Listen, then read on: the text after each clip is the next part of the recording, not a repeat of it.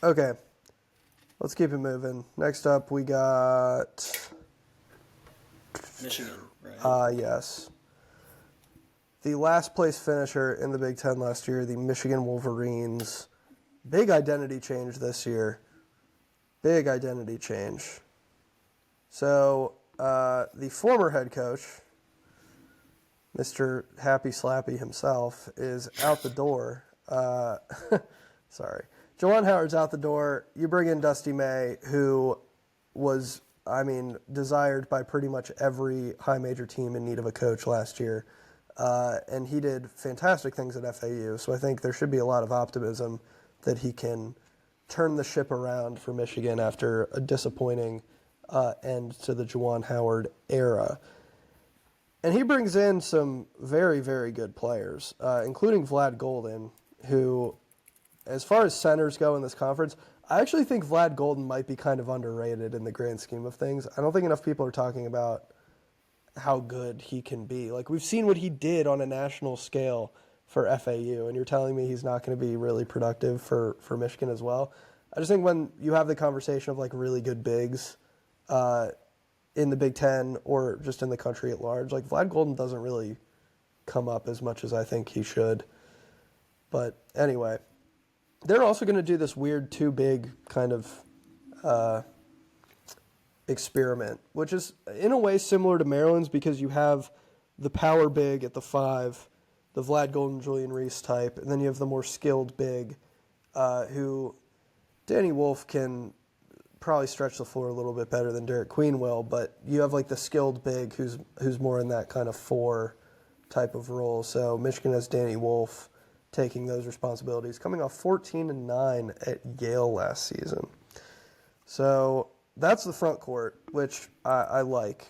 I'm intrigued by it. I'm fascinated by it, to use your word. And then they bring in Trey Donaldson and Roddy Gill Jr. to run the backcourt, which pretty solid. You know, I don't hate it at all. Roddy Gill's a guy that I think people forget about. Like he's pretty solid. So it's I don't know. Beyond those guys, I'm a little bit lower on the surrounding pieces. I know there are people who are like in love with this Michigan roster. I'm not going to say I'm in love with it, but as far as their top 4, top 5 guys, I like it. And I like Dusty May, so. Yeah. I just think the whole kind of flexibility and versatility, I know those are two like buzzwords that maybe are overused in basketball these days, but I think it applies to Dusty May's teams because I know he talked about in the off season, I think he was quoted as saying something to the effect of that like he views like 1 through 4 as kind of interchangeable across this roster. You know, it definitely looks that way in the makeup. I mean, isn't let me just pull it up at this point. Donaldson's the shortest of the kind of backcourt quartet of Donaldson, Jones, Gale, and Namari Burnett, and I think that to me is a backcourt with like a super high floor where you really know what you're getting. I guess maybe the one concern is who's getting the rock in late game scenarios when it's close. I think it's Gale. I don't know if that is maybe going to lead to a ton of success, but yeah, I like the roster. Like I think the Wolf Golden pairing can work.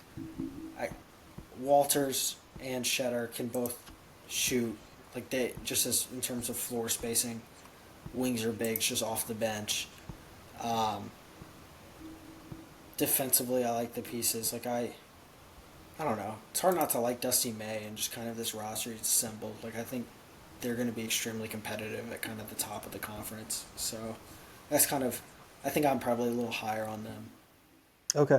than Yeah. you are. I'm also trying not. I like the outlook. Yeah, I'm also trying not to like talk too much because we're approaching the 2 hour mark.